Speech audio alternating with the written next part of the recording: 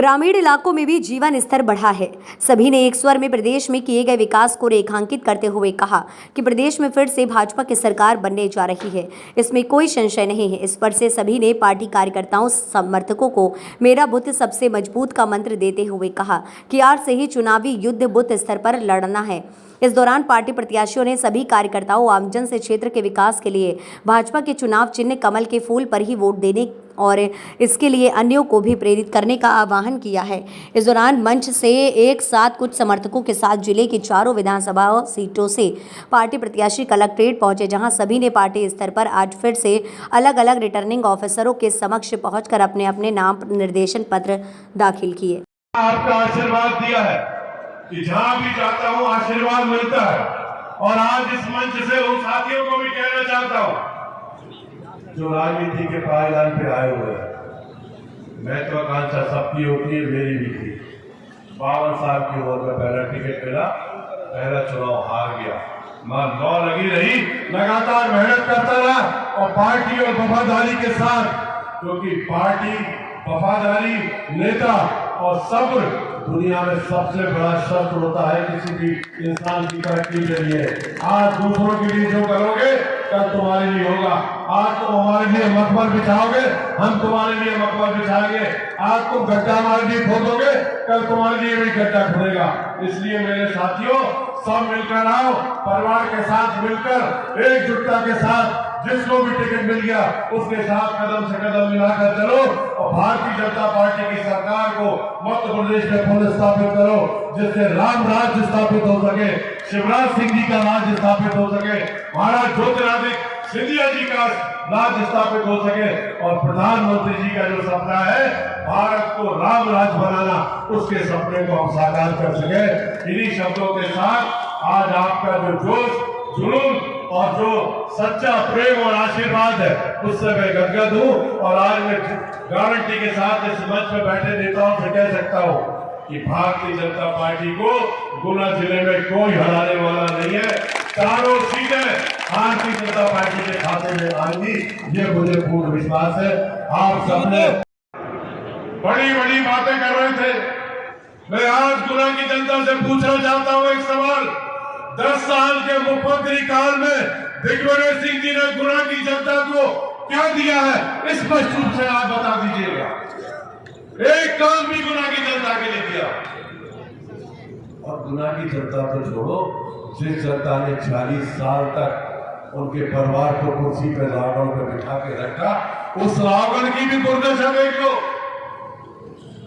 एक शक्कर कारखाना लगा था, वो शक्कर कारखाना भी बंद हो चुका है। एक इंजीनियरिंग कॉलेज आया जिसका नाम है जेपी इंजीनियरिंग कॉलेज।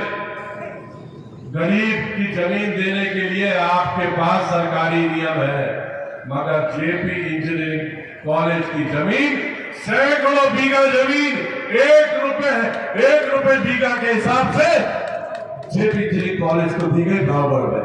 ये किसने किया? दिग्विजय सिंह की सरकार ने किया मेरे साथ।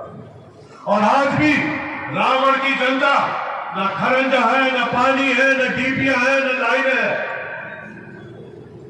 और सही बात है, जनता वोट दे भी दे, काम करने की जरूरत ही नहीं है जब जनता फ्री में वोट दे रही है।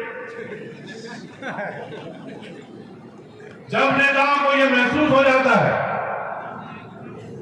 कि हम तो राजा हैं, जनता हमारी प्रजा और गुलाम है, कुछ करे तो भी ठीक है और नहीं करे तो भी वोट तो मिल ही जाएगा। ऐसी स्थिति में सामंतवाद का जन्म होता है मेरे साथ। अभी सुनना था राजा साहब को जो कह रहे थे कि रावण का प्रत्याशी कौन? अरे राजा साहब, रावण का प्रत्याशी उसी परिवार का है जिसने अपना खून पसीना बहाकर आपको आज इस ऊंचाई तक पहुंचाने का प्रयास किया था, पूरा संकल्प किया। आपको उस बेटे को आशीर्वाद देना चाहिए, ना कि अपमानित करना चाहिए। आपने उस बंटी बना का अपमान नहीं किया, आपने रावण की समस्त उस जनता का अपमान किया है जो प्रजातंत्र के माध्यम से आपके साथ कंधे से कंधा मिलाकर 1 साल नहीं, 20 साल नहीं, 30 साल नहीं, 1977 से लेकर 46 साल तक रावण की जनता ने आपका साथ दिया, क्या उस जनता को भी आप भूलने लगे? ये सामंतवाद है। आप आरोप दूसरों पर लगाते हैं। उनके बेटे रावण के विधायक कहते हैं, पंचायत मंत्री जी ऐसा करते हैं, उनके तो लिफाफे चलते हैं। मैं आपको एक ताजा उदाहरण बताता हूं। मैं चूंकि सार्वजनिक रूप से किसी पे और टूटने वाला है,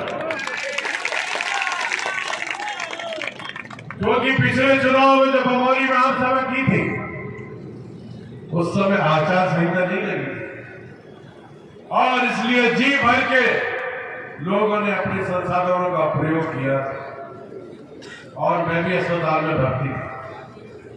मेरी मां का भी कोरोना में देहांत हुआ था और उस चुनाव को मैं जीवन में नहीं भूल सकता, जब मेरे बमौली क्षेत्र की जनता ने उस संकट की घड़ी में अपने संजू भैया का साथ दिया था। उसको कभी नहीं भूला सकता। और इसीलिए उस दिन मैंने ये संकल्प लिया था कि जिस तरह तुमने मेरे आंसू संकट में पहुंचे, बमौली के हर व्यक्ति के संकट दूर करने का दायित्व हो गया। और आज मुझे कहते हुए गर्व है कि 50,000 लोगों का इलाज हमने अपने पैसे से कराकर अपने बमौली की जनता को स्वस्थ और सुरक्षित रखने का प्रयास किया। 2013 में जब मैं पहली बार विधायक बना था,